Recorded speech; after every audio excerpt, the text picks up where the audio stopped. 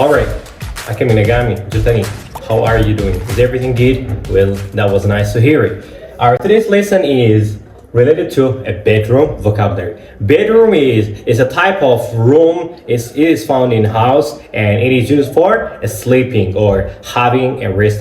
The room where you take a rest is called what? Bedroom. Bedroom jechaan kutaa ciisichaa yookaan kutaa haara itti baafatanii maal jennaani? Bedroom jennaan jecha. So hadda wantoota meeshaalee kutaa ciisichaa kana keessatti argaman muraasa kabarnoota kana jalatti waliin ilaallu tahaa jecha. Inni jalqabaa air conditioner jennaan. Air conditioner is a type of machine or it's a type of electronics which is used to warm up the air or which is used to cool down the air. It's called an air conditioner.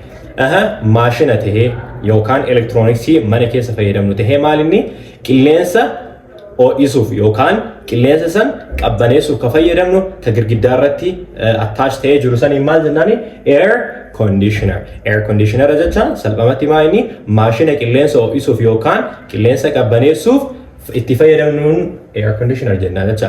Alright, let's pass the next one. Inni lammaffaa immoo armchair jennaan.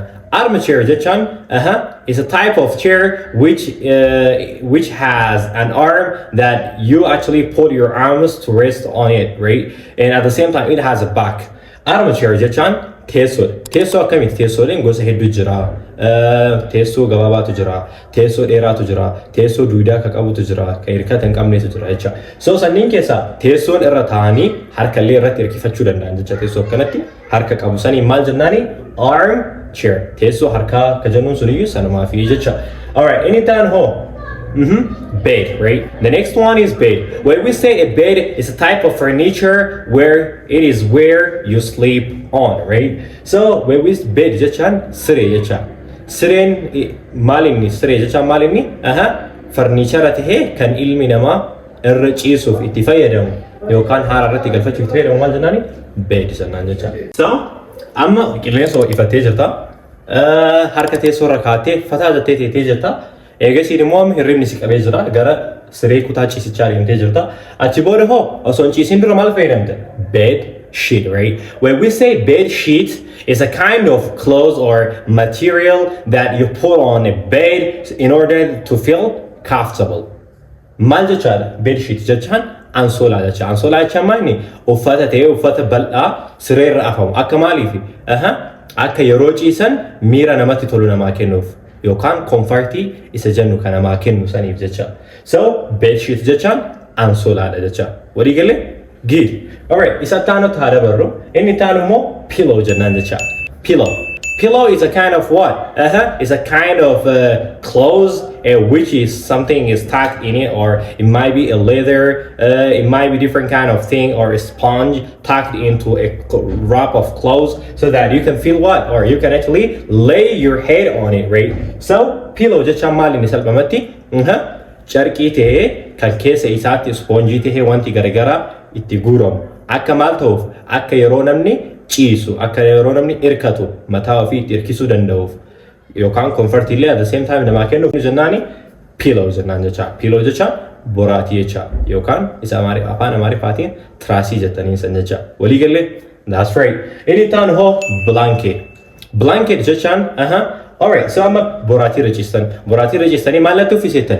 Blanket. Blanket is a type of clothing, very heavy clothing, which protect your body from different kind of thing like insect or whatsoever, and at the same time makes your body to warm, right? Blanket jecha ma inni bidilibsi isa jennu san jecha. Bidilibsi ma inni yeroo uffatan qaama keessaniif ho'a kenna. Karaa biraatiin hoo darbee wantoota akka wantoota tisisaa ilbiisa garagaraa kanallee isinirraa cover godha. Waliigala comfortii isinii kenna yookaan akka isinitti miira isinitti tolu isinii kennuuf jecha. Alright, inni taan hoo bedside table. Bedside table is a kind of table which you put different kind of items, like it might be your watch, it might be like your glasses, it might be your phone, it might be your charger. It depends on what you use, right? So bedside table is a kind of table which is at the side or next to the bed. Bedside table jechaan xarapheeza matahee yookaan minjaala tahee minjaala yeroo rafan yookaan cinaa sireetiin taa'u kana kan yeroo raftan sa'aatii ta'ee bilbila keessan ta'e wantoota garaagaraa irra keettanii raftan sanii maal jennaani bedside table jennaan jecha walii galee ifa isinii ta'ee yoo viidiyoon keenya isinii tolee jiraatu like share subscribe gochuun dagatinaa. Alright, get it down to Telegram. The next one is a bookshelf. When we say a bookshelf, it's a kind of shelf which you put up what? A different or a stock of books, right? You know, bookshelf jechaan salphamatti madardara kitaabati jecha yookaan iddoo furniture tahee kan kitaabni irratti qotaa ittaniin I think qotaa kitaaba madardara kitaaba but it's not Arabic, right? So isa irratti daradaran kana yookaan isa irratti tartiibaan kaahan kitaaba irra kaahachuuf ka fayyadu kana maal jennaani furniture shelfii jennaan jecha isaan shelf jedhama jecha bookshelfii gaafa ta'u hoo shelfiin kan meeshaa sin jira jecha so bookshelf gaafa jennu hoo furniture kitaaba keessatti tartiibaan kaahan yookaan wal jala gubbaan kaahanii maal jennaani bookshelf jennaan ifa isinii ta'e bookshelf jecha madardara kitaabaati jecha inni ta'an hoo bunk bed jennaan.